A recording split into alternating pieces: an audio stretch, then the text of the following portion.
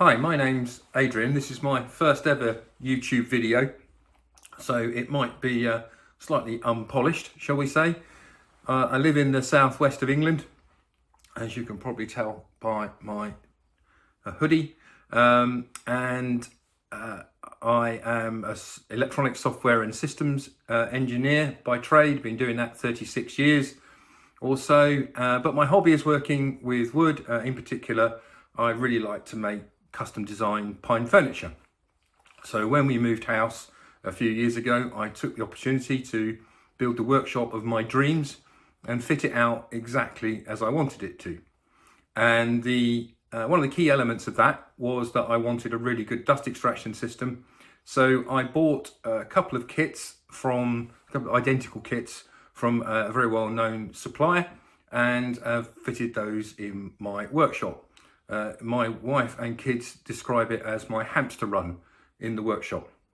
So I'll show that to you now. So the tall brown box, which looks like an upright coffin, is the homemade dust extractor actual vacuum unit. The top piece is where the air and dust comes in. It's got a homemade filter at the top, and the vacuum goes up the back and over the top to actually generate the suction. At the bottom there's a great big kilowatt, or it might be 1100 watt Hoover, which generates the vacuum, and that's all soundproofed, and there are air inlets cut along the bottom, which you can probably see there. It all works really well. I couldn't afford to buy one of the really posh ones from a aforesaid supplier. The only slight problem I had was that because I wanted to soundproof the vacuum, because it's very noisy, it overheated, and you'll see on the side here I had to put a bathroom extraction system to move some of the hot air out of the way for a few minutes after I finished using it. But the soundproofing makes it so much more, a much more nice environment to work in, and it's all good. The input to the dust extractor is in a T-piece. It goes up to T-piece, so it can run down both sides of the workshop. Runs down over here. So start off with, I've taken one of the valves out and clogged it up because I want to use it in a minute. But I've got one general purpose one, and then I've got one here, two for the router table. One goes into the collection box at the bottom, and one goes behind the fence. I've got a slightly different setup here for the radial arm saw, where I've got one valve that controls the overall suction, and a second valve which controls how much is used for the bottom extractor and how much is used for the top part of the extraction.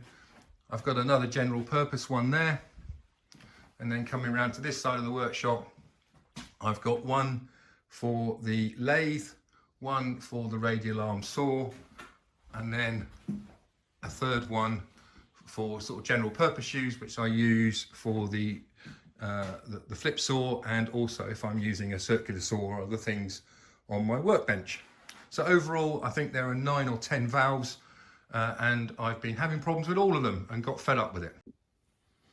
This is one of the gate valves that they supply with the original system. It's not complicated. It's got a little stopper that you can see there that stops it sliding all the way out. The thing I don't like about that, by the way, is also that it blocks off a section of the hole through the system. But the thing I really hate about it is this section here. This seals the end, and what that means is when the valve is open, sawdust can get in there, and actually it just gradually builds up. Actually, I wish it was gradual, and then it stops the valves closing, and the valve then leaks. And when you've got a few of these valves around the place leaking, it means that the system doesn't seal properly, and you don't actually get that vacuum where you want it, which is, to say the least, a bit irritating. And in fact, you can see I've actually modified these now.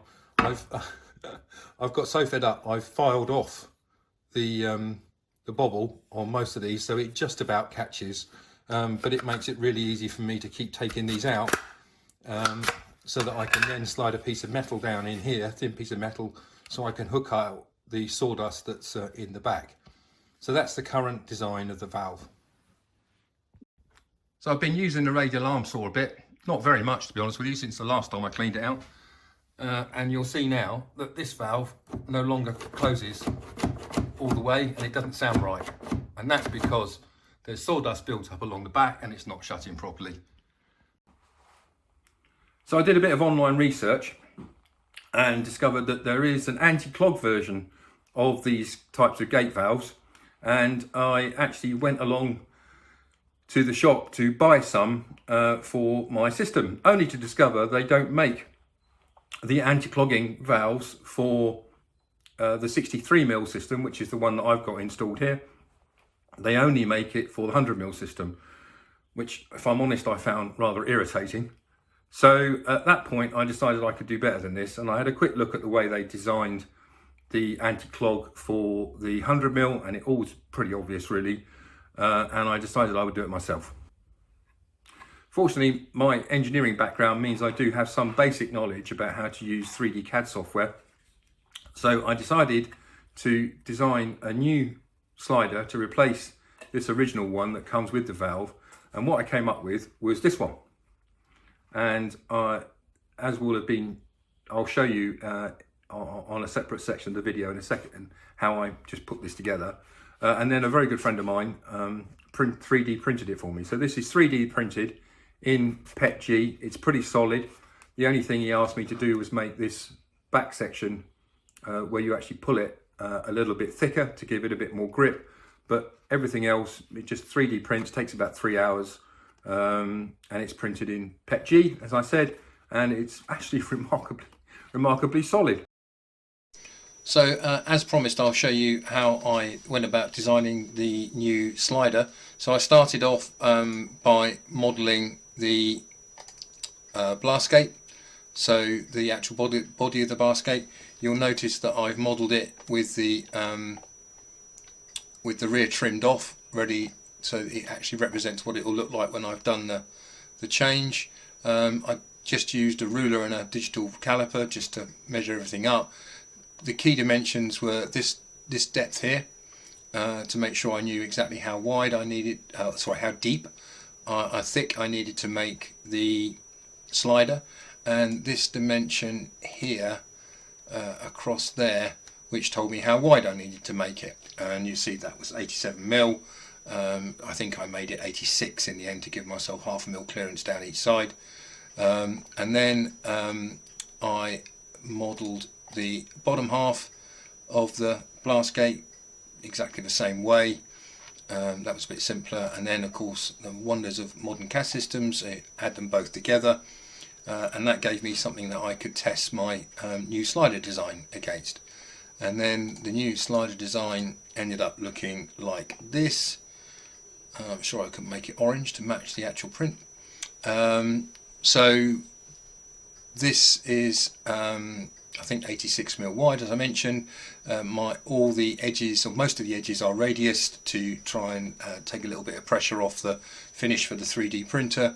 As mentioned previously, my friend asked me to thicken up this section at the back left to right, because the 3D system adds material by printing layers going upwards. So if I'd made that quite narrow, there was a risk that it would sort of break through the laminated structure here, but I was making it a bit wider, gave it a bit more sort of meat to grip on. Back over here you can see the little tang that I put on the back edge. That's to stop the slider pulling back through the whole gate, but I had to make a bit of a guess as to how deep I could make that tang and still be able to push it through the valve to assemble the modified unit in the same way as I took the old one to pieces, without breaking anything, either snapping the top off this or breaking the blast valve, the body. So what I did was I made that as small as I dared, but also to take a little bit of the pressure off that, I also rounded these edges off a bit here, because in order to get the seal I only need this section here. I don't really need these corners, they don't make much difference, and that meant that the actual area that was being pushed through was a bit narrower, so hopefully would take a bit of pressure off. And of course then the marvels of 3D systems, you know, I can put it all together. I I can then also animate the joints, so you can see here now I can slide this in and out and make sure that the hole is fully covered when the gate is closed and fully open when the gate is open. One nice thing about this slightly modified design with the tang at the back here is that there's no little requirement for a little bobbly bit here to stop the slider coming all the way out. So that means that the whole area is open rather than having that bit there blocked off because of the need to put the stopper on it. So that's how I did it. I then exported the slider design, I think it was to an STL file, sent it off to my friend, and 2 days later he put a finished one in the post so he could send it back to me and test it. Now it's clear, obviously, that my new slider is significantly bigger than the original valve. In fact, it goes in that way. So I had to modify the valve body to make this work. The key thing being, of course, to get rid of the sealed section at the back, which traps the sawdust in the first place.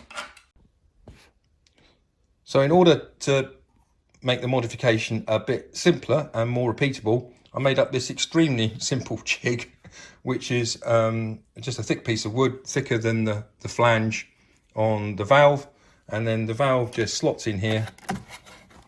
This section here holds the valve nice and square, and it means that I can use my circular saw, chop saw, just to take the back off to get rid of the sealed section at the back, which I'll show you now.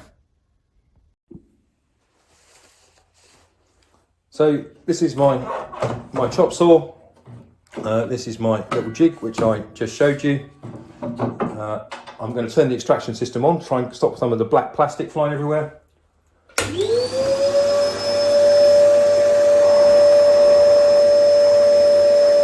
Just lining up the cut just to trim off the very, very edge of the sealed section at the back.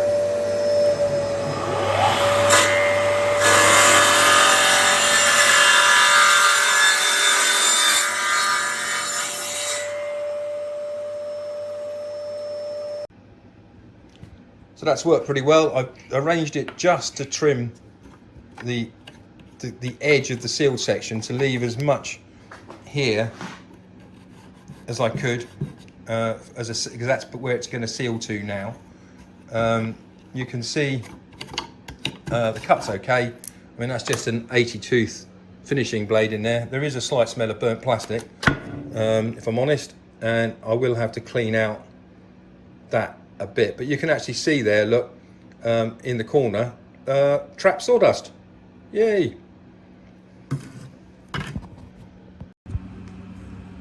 You could probably hear the bathroom extractor fan running in the background now while it helps the Hoover cool down.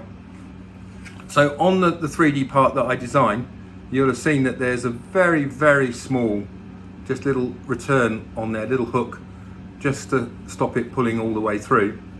But this now, hopefully, just pushes in to the valve in the same way as the original one. It is a little bit tight because I did make the new one a bit thicker, but if I just rotate it in, it goes in really nicely, and then push it all the way through, and now I've got a valve that can't clog, because if there is any build up here, it gets pushed out as I actually close the valve, and it can't pull back through because of the little tang on the back here. And actually, because I made it very slightly thicker than the original part, it seals better than the original one did. And I'll show you now how that mounts in my case. So one thing that's slightly unusual, I think, possibly about the way I've got my extraction system mounted, is that because of this center support that runs up the middle of the sides of my workshop, I had to space all the sides off the wall by about 95mm, which, funny enough, is exactly the same as the size of planed 4x2. But that's got a real advantage, which for me in this case, which I'll show you in a second. So I've put the modified valve back in where I'd taken it from, and you'll see that one of the advantages of having that standoff is that I can actually slide it backwards and forwards, and it just misses the rear wall and shuts properly.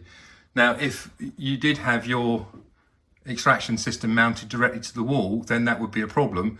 And it was noticeable that on the 100mm versions of the non-clogging valve that they do supply, that's designed to be side mounted and not mounted in, orthogonal to the wall as I've got it here. So there you go, that's my first YouTube video. I don't suppose I'll end up as an influencer at my age, but I just thought I'd show you how I modified these valves and got rid of that flipping clogging which was driving me nuts. Helps to have a friend with a 3D printer who can print these things for me. But there you go, thank you very much. Cheerio, bye.